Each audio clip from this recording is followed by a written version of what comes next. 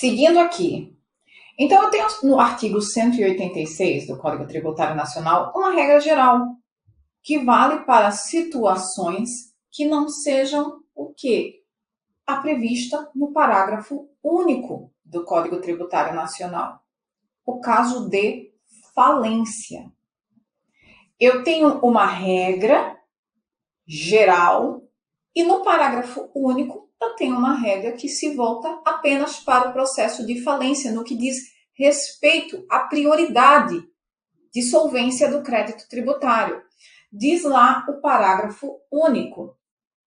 Na falência 1, o crédito tributário não prefere aos créditos extraconcursais que estão lá definidos na lei de falência, mas aqui eu lhes adianto, aqueles que ocorrem, cujos custos ocorrem dentro do processo de falência, inclusive os tributários, ou as importâncias passíveis de restituição, nos termos da lei falimentar, nem aos créditos com garantia real no limite do valor do bem gravado.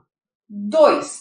A lei poderá estabelecer limites e condições para a preferência dos créditos decorrentes da legislação do trabalho dentro do processo de falência, conforme parágrafo único. Aqui estamos falando apenas do processo de falência, porque no que diz respeito à regra geral já está lá. O crédito tributário, ele não prefere aquele que decorre da legislação trabalhista, bem como aquele que decorre do próprio acidente de trabalho. 3. A multa tributária prefere apenas aos créditos subordinados. Ou seja, eu tenho aqui o crédito tributário. Nos termos do parágrafo único, inciso 1, a minha ordem é essa: crédito extraconcursais, natureza do trabalho de acidente de trabalho e com garantia o quê? Real. Isso aqui decorre do parágrafo 186, parágrafo único 1, combinado com o 54 da Lei de Falências. Depois dessa turminha todinha aqui, vem o crédito tributário, mas que decorra de tributo e não de penalidade. Porque o de penalidade, ele só vai preferir aos créditos subordinados. Então, o que eu quero que vocês guardem aqui, que é o mais importante, gente? Eu tenho no 186 uma regra geral e tenho no parágrafo único uma regra voltada apenas ao processo de falência. E apenas ao processo de falência. E apenas ao processo de falência, não à recuperação judicial. Tenham, por favor, atenção a isso. Artigo 100, esse dispositivo, quando cai em prova, cobrado na sua literalidade, tranquilaço. E a única coisa que você precisa lembrar é que essa regrinha do parágrafo único apenas se volta ao processo de falência. Se o seu examinador na prova não falar em processo de falência, ele está falando da regra geral do 186 do Código Tributário Nacional. Artigo 187 do Código Tributário Nacional e a DPF 357. Por muito tempo, em que pese muita gente ter entendido pela recepção desse artigo 187 do Código Tributário Nacional, amparado no interesse nacional, muitos sempre defenderam a não recepção do artigo 187 do Código Tributário Nacional pela Constituição Federal de 1988, porque feria o Pacto Federativo. E por quê? Porque o artigo 187, ele estabelece uma ordem de pagamento em que se privilegiava a União. E depois de pagar a União, aí é que vinha estados, DF, territórios e depois os municípios. Essa norma, inclusive, é replicada lá na Lei de Execução Fiscal, no artigo 29, parágrafo único, acrescentando-se apenas autarquias e, no caso, fundações também. Sempre foi esse o entendimento, inclusive com súmula cancelada.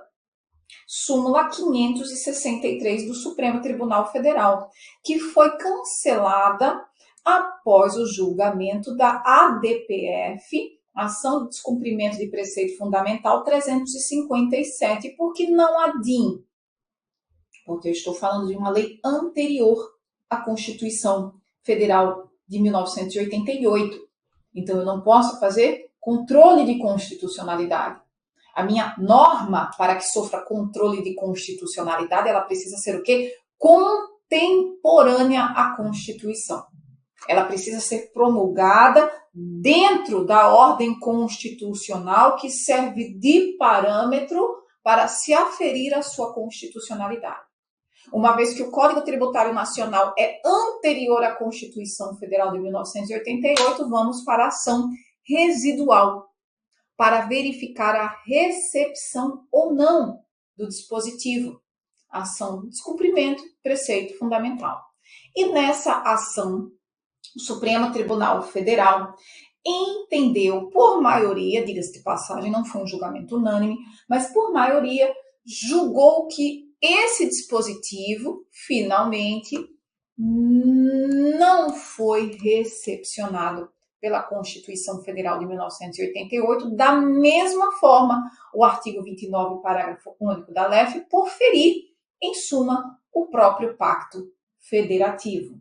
Então, é isso hoje que vocês precisam saber no que diz respeito ao artigo 187, bem como do Código Tributário Nacional, bem como o artigo 29, parágrafo único da LEF.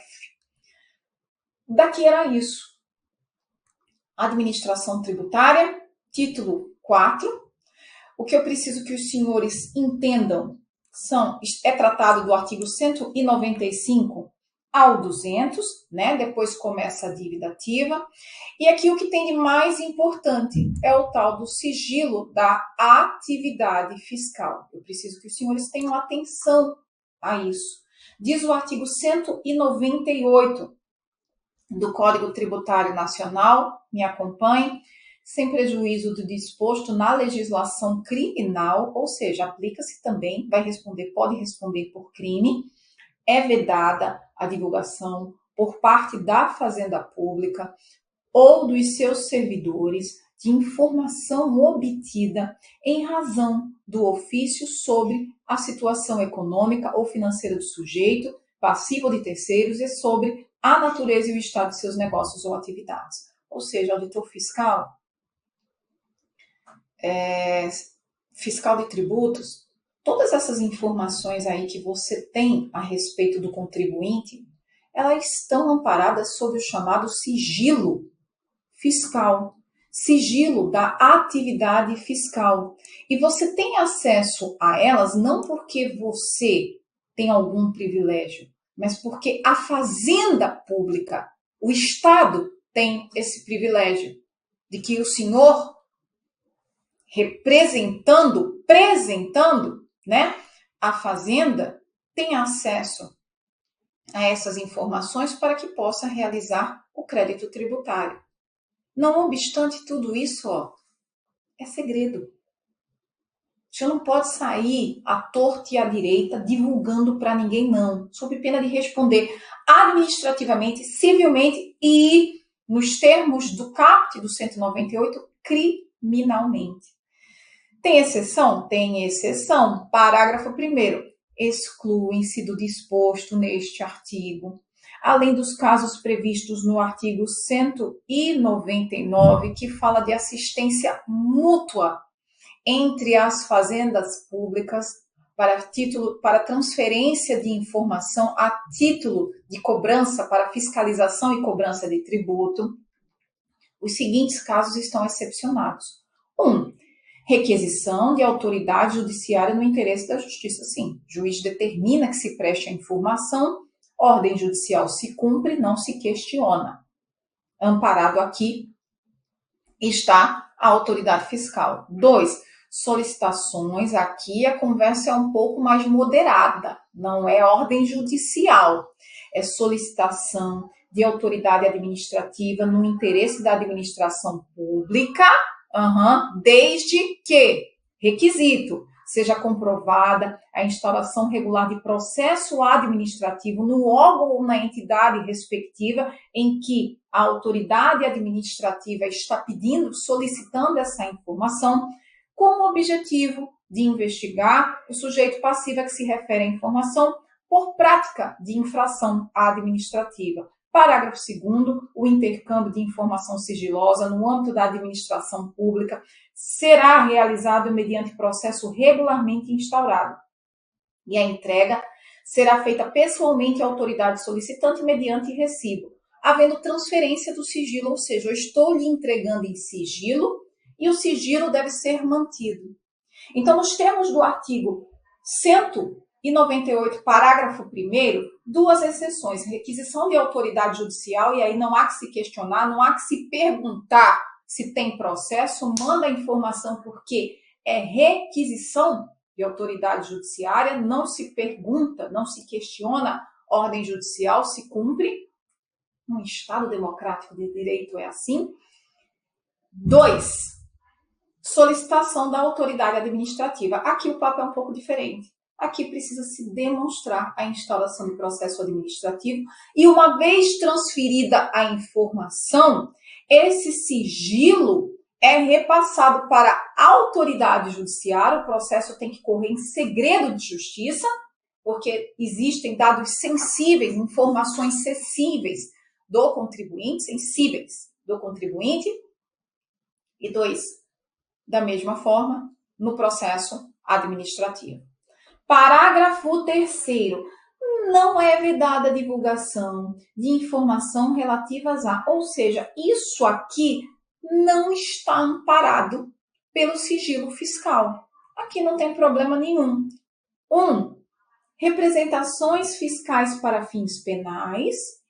Pode a autoridade fiscal determinar, pedir, solicitar que seja apurado eventual crime fiscal ao delegado de polícia, ao próprio Ministério Público, não havendo que se falar em manutenção de sigilo nesse caso. 2. Inscrições na dívida ativa da Fazenda Pública, que pode sim ser publicada no Diário Oficial, não tem problema nenhum, não há constrangimento nenhum. Você não está devendo, meu filho? Pois bem. 3. Parcelamento ou moratória também pode ser publicado. 4. Incentivo, renúncia, benefício ou imunidade de natureza tributária cujo beneficiário seja pessoa jurídica. Súmula 439, estão sujeitos à fiscalização tributária ou previdenciária do STF. Essa súmula, quaisquer livros comerciais, desde que limitado ao ponto objeto de fiscalização, segundo ainda mantendo a jurisprudência da súmula 439, o STF ainda diz que a apreensão de documento fiscal é lícita, mas não se pode fazê-lo por ingresso ilícito no domicílio. Então, pode-se acessar livros fiscais? Sim, comerciais, pode, mas a própria apreensão deve respeitar o limite constitucional de acesso ao domicílio. Constrição oblíqua para pagamento de tributos, sanções políticas. Segundo o Supremo Tribunal Federal, é vedado que haja constrição indireta ou oblíqua como apreensão da mercadoria que está em trânsito, fechamento do estabelecimento, proibição do exercício normal da atividade comercial, sob pena, sob a obrigação, condicionando tudo isso, ao pagamento do tributo. A Fazenda Pública já possui um processo de execução com outros privilégios, com maiores privilégios. Basta a gente pensar que ela extrai a CDA, a certidão de dívida ativa, unilateralmente e sem que haja um prévio conhecimento do devedor. Ou seja, o devedor ele não participa da extração, da realização da CDA. Então, não pode a Fazenda Pública, com o intuito de compelir o cidadão a pagar o tributo por uma via transversa da execução fiscal, o fazer por meio de constrição indireta. Ou você entrega, ou você paga, ou eu não me entrego a mercadoria que está em trânsito, ou eu vou fechar seu estabelecimento, ou vou proibir o exercício normal da atividade comercial por conta de débito fiscal. Tudo isso é tido pelo Supremo Tribunal Federal como sanções políticas. Atenção, segundo o STJ e o STF, a apreensão de mercadoria é aceita como forma de sedimentação, prova do ilícito tributário. E aqui eu não estou falando de apreensão de mercadoria para que se pague o tributo, condicionando a sua liberação ao pagamento do tributo. Eu estou falando em face de um ilícito praticado pelo contribuinte e a apreensão da mercadoria é exatamente para se provar. Exemplo, crime de descaminho, certo? Ainda, segundo o Supremo Tribunal Federal, da mesma forma, não se configura sanção indireta, né? Coação, cobrança oblíqua, sanção política para fins de pagamento de tributo, a retenção da mercadoria até a comprovação da posse legítima daquele que transporta a mercadoria, também é possível e não configura coação ou constrição indireta, porque eu não estou falando de dívida de tributo, dívida tributária. Eu estou falando de legitimidade daquele que transporta a mercadoria. Precisa estar documentado, inclusive com os recolhimentos fiscais. Por fim, não configura coação a retenção temporária para apenas fiscalizar o devido pagamento do tributo. Dívida ativa e certidões, a gente já deu uma olhada nisso, não é isso? Nas aulas, mas eu recomendo a leitura desses dispositivos, 205 e 206, especialmente, começa no 201, mas especialmente 205 e 206, que trata das certidões negativas. E aqui eu trago algumas jurisprudências do STJ, que diz que a ausência de prévio processo administrativo não enseja a nulidade da certidão de dívida ativa nos casos de tributos sujeitos a lançamento de ofício. Ainda, segundo o STJ, é desnecessária a apresentação de certidão de dívida ativa para habilitação em processo de falência de crédito previdenciário resultante de decisão judicial trabalhista. Isso daqui já foi cobrado nessa literalidade, em prova da magistratura federal, inclusive. No recurso especial 1.864.625, a apresentação de certidões negativas de débitos tributários não constitui requisito obrigatório para a concessão do pedido de recuperação judicial, inclusive porque dificulta a própria concessão. Às vezes o cidadão não pagou, não é porque não quer, porque ele não tem condições, ele precisa fazer algumas escolhas. E é exatamente a viabilidade da manutenção das suas escolhas e da sua empresa que visa se deflagrar o processo de recuperação judicial, para que se evite a falência, da empresa. Então, a empresa já está devendo, não é verdade? Teve lá que fazer escolhas. Está pedindo, me ajude a me recuperar. Olha, só te ajudo se você pagar o tributo. Eu não tenho, meu filho, não tenho dinheiro, meu filho, para pagar tributo. Eu tive que pagar o salário dos trabalhadores, porque sem essa força de trabalho, aí é que a vaca vai para o brejo mesmo. Então, segundo o STJ, flexibilizando essa exigência legal, que segundo ele precisa ser interpretada de acordo com a finalidade da recuperação judicial. Essa exigência está no 57 da Lei de Falências. Pois bem, flexibilizando essa exigência, dando à lei a sua verdadeira finalidade teleológica, né, uma redundância, a sua finalidade, atenta à teologia da norma, não constitui requisito obrigatório. Por fim, súmula 392 do STJ, a Fazenda Pública pode substituir a certidão de dívida ativa, CDA, até a aprovação da sentença de embargos, quando se tratar de correção de erro material ou formal, vedada a modificação do sujeito passivo da execução.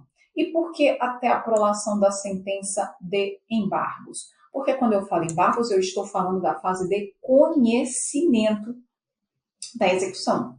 É quando se embarga que vai se discutir o crédito tributário. Ainda que seja, e isso obviamente se a gente não tiver uma exceção de pré-executividade. A questão é, a exceção de pré-executividade, ela trata de matéria de ordem pública e não precisa se garantir o juízo. Sentença de embargo segue valendo, embargos, né? Embargos à execução, segue valendo discussão limitada nos termos dos pontos que podem ser invocados pelo executado, bem como segue o STJ dizendo que precisa sim, em face da especialidade da norma, garantir o juízo fiscal.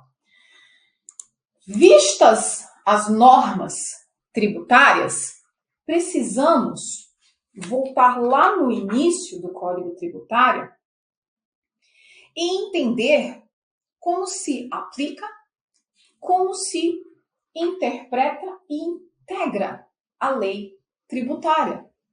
Isso está lá no início do Código Tributário Nacional, não no início, mas no início das normas de direito tributário, normas gerais de direito tributário, que trata o Código Tributário Nacional. Eu sempre deixo para o final, por quê? Porque agora nós vamos entender como é que nós aplicamos o Código Tributário Nacional, tendo em vista todo esse arcabouço que conhecemos agora.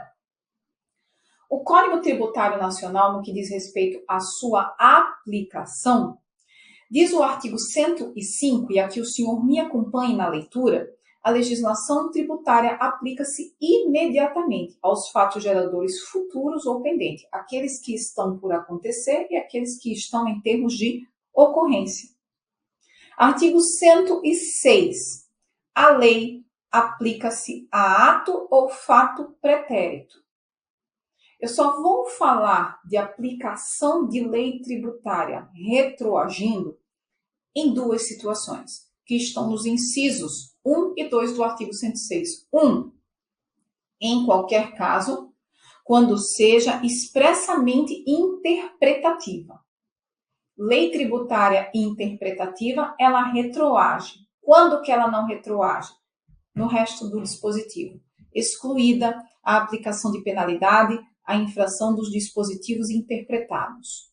A lei interpretativa retroage, salvo se ela penalizar o contribuinte. Aí ela não irá retroagir. Se a lei tributária vem esclarecer um termo de um fato gerador, por exemplo, bens, vem dizer o que é bens, e havia uma controvérsia, essa lei ela vai retroagir no que diz respeito à interpretação do que é bem para o direito tributário. Ela não irá retroagir se, por exemplo, o cidadão, em face de uma interpretação aceitável que vinha sendo aceita, for penalizado, porque aquilo que ele entendia como bem também não foi alcançado pela norma. Melhor falando, aquilo que ele não entendia como bem foi alcançado pela norma. Exemplo, ele circula um bem e ele acha, olha, isso daqui não é bem. Mas vem a lei tributária e diz, olha, isso aqui é bem sim. E tendo em vista que ele não recolheu o tributo em face dessa circulação, o que iria acontecer? Multa. Penalidade. Então, a lei interpretativa, em que pese interpretativa, nessa situação não irá o quê? Retroagir. Porque ela não pode prejudicar o cidadão, uma vez que ela é posterior à norma que visa interpretar. 2. Tratando-se de ato não definitivamente julgado. Aqui eu preciso que o ato não tenha sido definitivamente julgado. Quando deixar de defini-lo como infração, ou seja, era uma infração administrativa tributária, não é mais. Se não foi definitivamente julgado, seja na esfera judicial administrativa, a lei vai retroagir em benefício do sujeito passivo, quando deixe de tratá-lo como contrário a qualquer exigência de ação ou omissão, da mesma forma, desde que não tenha sido fraudulento, ou seja, ainda que eu esteja falando de infração, o cidadão fez o que devia, não fez o que não devia e não fez o que devia. Estou preocupada com o tempo. Vocês vão me dar mais 10 minutos, tá? E eu prometo que a gente encerra o nosso curso. E quando lhe combine penalidade menos severa, que é prevista na lei vigente ao tempo de sua prática. Interpretação e integração da legislação tributária.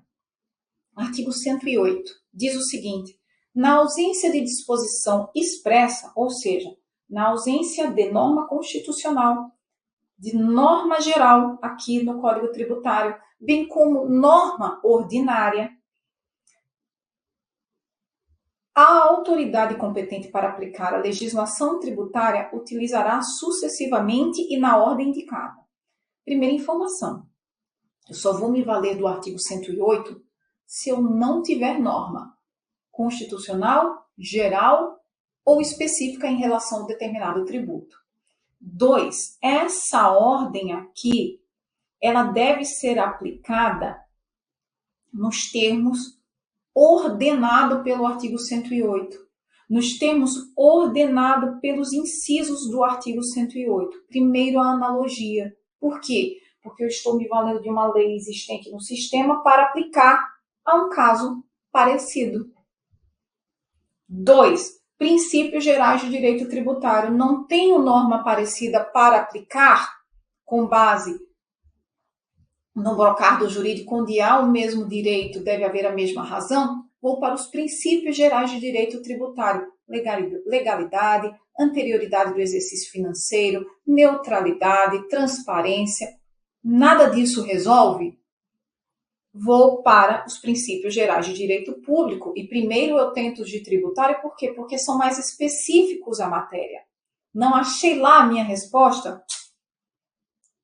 Vou para os gerais de direito público. Também não está lá a minha resposta? Aí é que eu parto para a equidade. Aplicação da justiça, no caso concreto. Parágrafo 1º. O emprego da analogia não pode resultar na exigência de tributo não previsto em lei. Eu não posso me valer de uma norma que pode ser aplicada a um caso parecido para exigir tributo. Por outra via, o emprego da equidade também não poderá resultar na dispensa do pagamento do tributo. A justiça, no caso concreto, também não vai poder fazer com que não se cobre o tributo. Artigo 111, vimos, interpretação literal. Artigo 112, a lei tributária, que define infrações ou lhe comine penalidades, interpreta-se da maneira mais favorável ao acusado, em dúvida pro contribuinte. Qual é a necessidade em caso de dúvida? Qual é o requisito para a utilização disso em caso de dúvida? Certo? Encerramos aqui o Código Tributário Nacional e aqui eu sigo com vocês apenas para tratar de algumas informações que eu julgo necessárias no que diz respeito a alguns impostos, especialmente aquilo que veio pela Emenda Constitucional 132 de 2023, acerca dos impostos federais. Bom, deixa eu só fazer aqui um panorama geral da Emenda Constitucional 132. A gente sabe que foi uma emenda que teve por finalidade melhorar o nosso sistema tributário, especialmente no que diz respeito à sua complexidade. Mas o que eu preciso advertir aos senhores? Que a comissão que cuidou da Emenda Constitucional 132, ela contava com poucos juristas. Tinha muito economista envolvido nisso. E, obviamente, algumas coisas podem nos causar estranheza no que diz respeito ao conteúdo jurídico. Não obstante, o que é que eu recomendo aos senhores? A gente vai tratar aqui daquilo que é mais importante, 10 minutinhos no máximo, a gente resolve a parada, e aí eu encerro com vocês, e eu preciso que vocês leiam. Infelizmente, gente, a princípio, é leitura de lei, no caso, a Constituição. E por quê? Porque é norma nova, tem norma que ainda, inclusive, não está produzindo efeitos, mas que é um prato cheio para o seu examinador. Por quê? Porque ele ganhou um monte de dispositivo novo para cobrar do senhor, para saber se o senhor sabe. Certo? Então, assim sendo, vamos ao que interessa aqui esclarecer e eu conto com a sua leitura reiterada dos dispositivos novos. 153, como nós já vimos, tratam dos impostos federais. O artigo 153 ele trata dos impostos federais e foi acrescentado no inciso 8º, o imposto seletivo, chamado imposto do pecado, ficou conhecido aí como imposto do pecado. E por quê? Porque ele visa superar, suplantar, substituir a face extra fiscal do IPI. O IPI, ele é um tributo, ele é um imposto que ele tem por finalidade, ele é voltado para a extra fiscalidade. No entanto, o que foi que aconteceu? Olha, ele virou um imposto fiscal, porque ele só perde, gente, para o imposto de renda no que diz respeito à arrecadação. E isso onera a carga tributária. Por quê? Porque todos precisam, muitas vezes, pagar o IPI em sua face extra fiscal também, no intuito de desonerar alguns comerciantes, aqueles que vão, alguns contribuintes, vamos falar nem comerciantes, contribuintes do IPI, foi criado o imposto seletivo. O imposto seletivo, ele está lá no parágrafo 6º, ele é tratado na Constituição do parágrafo 6º, diz o artigo 153 que compete à União instituir impostos 8 sobre produção, extração, comercialização e importação de bens e serviços prejudiciais à saúde ou ao meio ambiente nos termos de lei complementar. Ele vai cumprir o papel de seletividade, a seletividade que era feita pelo IPI. O parágrafo 6º diz o seguinte: o imposto previsto no inciso 8º do caput deste artigo 1 não incidirá sobre as exportações, nem sobre as operações com energia elétrica, com telecomunicações. Então, eu tenho aqui uma imunidade. Ele incidirá uma única vez sobre o bem ou serviço, ou seja, ele é monofásico, incide em apenas em um momento da cadeia de consumo, e não integrará a sua própria base de cálculo, ou seja, ele é calculado por fora e não por dentro, como é hoje tanto o IPI quanto o ICMS, especialmente o ICMS. E integrará a base de cálculo dos tributos previstos nos artigos 155.2, por enquanto o ICMS, 156.3, por enquanto, ainda enquanto tem vida o ISS, 156A, o Imposto sobre Bens e Serviços, e o 195.5. Poderá ter o mesmo fato gerador e a mesma base de cálculo de outros tributos. Por quê? Porque a missão dele é puramente extrafiscal, terá suas alíquotas puramente não, né? Maior, porque todo tributo, no final das contas, ele cumpre uma missão fiscal, que é arrecadar recursos para os cofres públicos. Mas a missão, ele é vocacionado, melhor falando, à extrafiscalidade.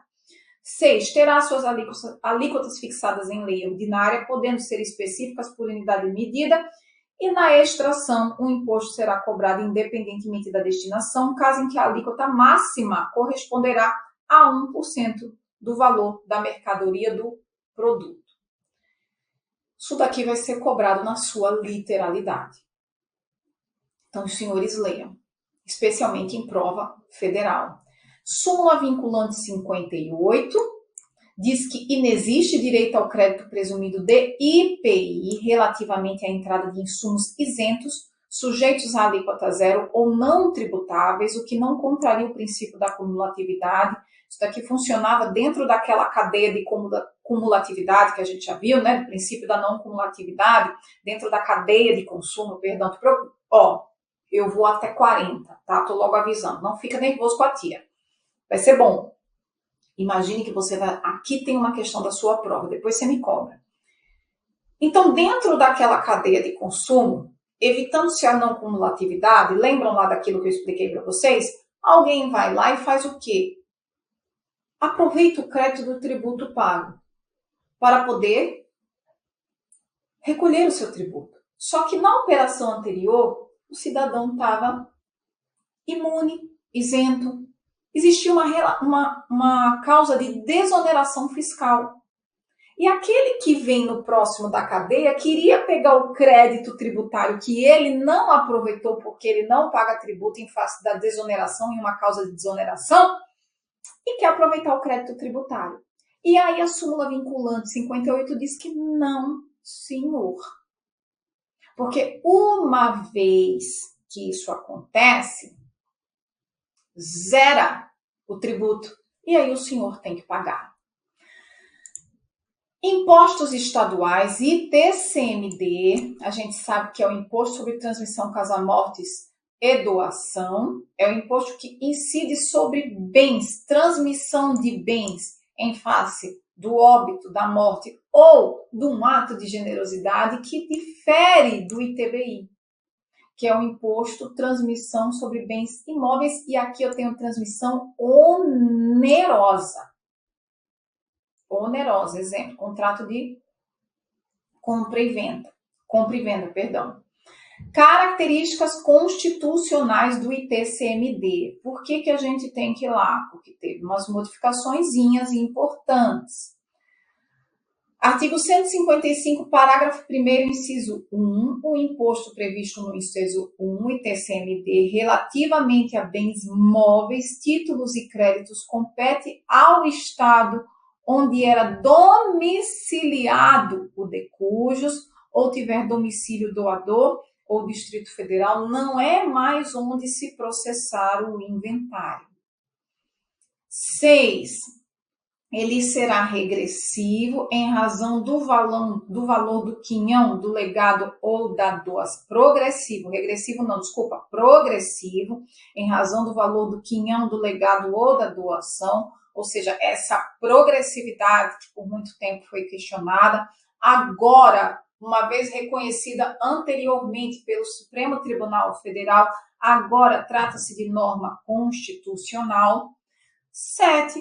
Não incidirá, causa de não incidência de imunidade do ITCMD. Não incidirá sobre as transmissões e as doações para as instituições sem fins lucrativos, com finalidade de relevância pública e social, inclusive as organizações assistenciais e beneficentes de entidades religiosas, institutos científicos e tecnológicos e por elas realizados na consecução dos seus objetivos sociais, observadas as condições estabelecidas em lei complementar. Você precisa ler isso. Tá? O senhor vai ler isso, vai me prometer ali, não sei, porque é muito chato ler lei seca. É por isso que é a questão. Gente, concurso não é para fazer o que a gente gosta, não. Tá? É para a gente fazer o que tem que fazer. Parágrafo 6º. Traz normas relativas ao IPVA. Diz o imposto previsto no inciso 3, IPVA 1, terá alíquotas mínimas fixadas pelo Senado Federal, aqui segue como sempre foi. 2, poderá ter alíquotas diferenciadas em função do tipo, do valor, da utilização e do impacto ambiental. Progressividade, se trata de progressividade no IPVA. 3, incidirá sobre a propriedade de veículos automotores terrestres, aquáticos e aéreos excetuados. E aqui eu tenho A, B, C e D, regras de e não incidência. Imunidade tributária ao IPVA, no que diz respeito a aeronaves agrícolas, porque o agro é pop, e de operador certificado para prestar serviços aéreos a terceiros. B, embarcações de pessoas jurídicas que detêm outorga para prestar serviços de transporte aquaviário de pessoa física ou jurídica que pratica pesca industrial, artesanal, científica ou de subsistência. C, plataformas suscetíveis de se locomoverem na água por meios próprios, tratores e máquinas agrícolas, porque o agro é pop. Vamos ver quem que vai pagar no final das contas, né? O IPVA aquático e terrestre, com todas essas exceções. Próximos do fim, preciso falar sobre o IBS e o CBS, o chamado IVA dual, e eu prometo que eu pego só mais 5 minutos. O artigo 124, parágrafo único do ADCT, dê uma olhada aí comigo, ele diz o seguinte: a contribuição prevista no artigo 195.5 será instituída pela mesma lei complementar que trata o 156A, ambos da Constituição Federal. Por isso que o artigo 149b e o artigo 195, parágrafo 16, fazem remissão ao tratamento igual entre o IBS, o Imposto sobre Bens e Serviços, e a CBS, a Contribuição sobre Bens e Serviços. O artigo 149b, ele diz que os tributos previstos nos artigos 156A e 195.5 observarão as mesmas regras em relação a 1. Fatos geradores, bases de cálculo, hipóteses de não incidência e sujeitos passivos, o que não é igual aqui. E o seu examinador vai colocar alíquota. Alíquota não. Alíquota não. Inclusive, a gente vai ver que os estados membros podem definir suas alíquotas. E se ela não for definida, vai valer o que consta da resolução do Senado Federal. 2. Imunidades. As imunidades conferidas a um devem ser conferidas ao outro. 3. Regimes específicos diferenciados ou favorecidos de tributação. 4. Regra de não cumulatividade e de creditamento. Todas essas matérias aqui, com exceção no inciso 1 de alíquotas, precisam ser tratadas de forma uniforme ao IBS e à CBS, a chamada IVA dual. Dual por quê? Porque foi repartido o IVA em duas espécies tributárias de duas competências, né? O IBS, Estados, Distrito Federal e Município, CBS, União. O artigo 156A traz a chamada competência compartilhada.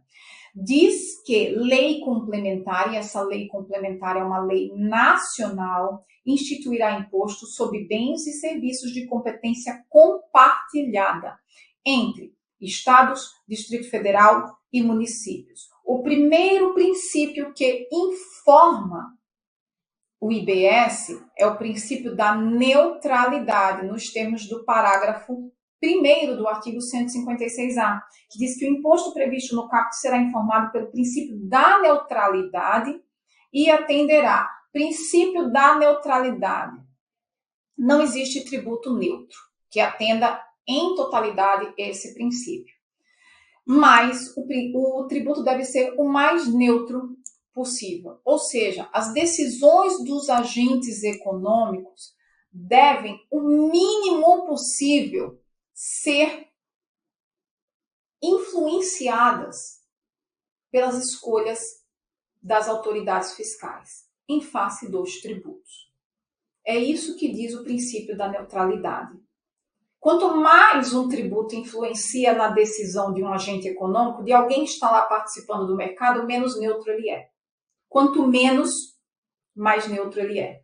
Então, o ideal é que o IBS e a CBS sejam o mais neutro possível, que eles não influenciem as decisões dos agentes econômicos. Inciso 1. Incidirá sobre operações com bens materiais ou imateriais, inclusive direitos ou serviços. Não estou mais aqui falando de mercadorias, como se fala no ICMS. Bens. Eu sei que mercadoria está inserido no conceito de bem, no conceito de direito civil, bem. Toda mercadoria é um bem, por quê? Porque possui valor. Não é isso? Valor econômico? Mas nem todo bem é uma mercadoria. As alíquotas, como eu disse aos senhores, às senhoras, a todo mundo aí que está me assistindo e já impaciente, porque eu ainda não terminei, já estourei meu tempo há muito tempo, diz que as alíquotas, que esses impostos, né? Esse imposto ele terá legislação única e uniforme em todo o território nacional, ressalvado o disposto no inciso 5. O que é que diz o inciso 5? Cada ente federativo fixará sua alíquota própria por lei específica. E se não fixar, aí vamos para o inciso 12, resolução do Senado Federal, fixará a alíquota de referência do imposto para cada esfera federativa, nos termos de lei complementar. Por isso que a alíquota está fora lá do 149B1. E tenham atenção a isso, porque o examinador vai dizer que a alíquota também precisa ser igualzinha da IBS, do IBS e da CBS. E não. Inciso 9, que o IBS, assim, por tabela a CBS, deve ser calculado por fora, é um tributo que se calcula por fora. 156, parágrafo 6º, tenham atenção, aqui eu tenho tratamento específico e a lei complementar nacional também vai tratar especificamente da tributação dessas matérias aí, combustíveis e lubrificantes, 2, serviços financeiros, 3, sociedades cooperativas, não estou lendo as alíneas. Eu preciso que vocês guardem, quais são os serviços que serão tratados especificamente por lei complementar, o que não quer dizer favorecido. Ter um tratamento de tributação reduzida. Específico, lembra lá do 111 do CTN. Eu interpreto literalmente. Certo? Artigo 156b, que trata do comitê gestor. Tem o que são normas muito mais administrativas, voltadas para a administração, né, que irá compor, mas existe uma que é interessante, que diz que a lei complementar poderá prever a integração do contencioso administrativo relativo aos tributos previstos nos artigos 156A e 195. Pois bem, gente, eu peço perdão pelo adiantado da hora, pelo adiantado do tempo, mas eu precisava dar essas informações para vocês. Emenda Constitucional 132. O que está na sua prova mesmo, que está aqui na Constituição, na literalidade da Constituição, porque a gente não tem como ter jurisprudência. Não é verdade? A coisa nasceu ontem. Ninguém ainda julgou nada disso. Então, isso nos facilita a vida no que diz respeito à cobrança da matéria. Letra da Constituição. E aí vai demandar o seu esforço e paciência, né? Aquilo que precisava ser esclarecido, eu creio que nós tenhamos dentro do propósito do curso, bem como do tempo que nos foi disponibilizado, alcançado. E aqui eu desejo a vocês todo o sucesso do mundo.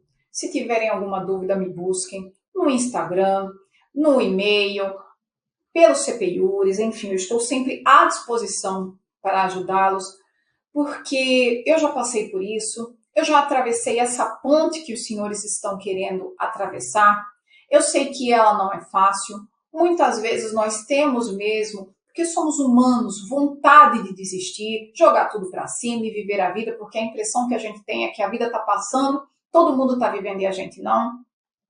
Mas o que eu lhes posso assegurar é que no dia da posse, vale muito a pena. No dia da posse, você vai se agradecer por não ter jogado tudo para cima, por não ter ido viver a vida e especialmente por não ter desistido. Por ter estudado nos dias que não queria tocar no livro, que na verdade queria jogar tudo fora. Acredite, você não vai se arrepender. Mantenha-se constante, disciplinado, resiliente, persistente, insistente, porque vai valer muito a pena. Eu desejo de todo o meu coração que você um dia possa viver o que você está almejando viver com um trabalho duro, por meio do trabalho duro dos estudos. O que eu posso te garantir é, vale muito a pena, tá? Um beijo grande e eu desejo toda a sorte que eu quis para mim nessa época para você, com a advertência de que sorte no concurso a gente constrói, todo santo dia estudando, tá bom? Um beijo, gente, até uma próxima oportunidade. À disposição.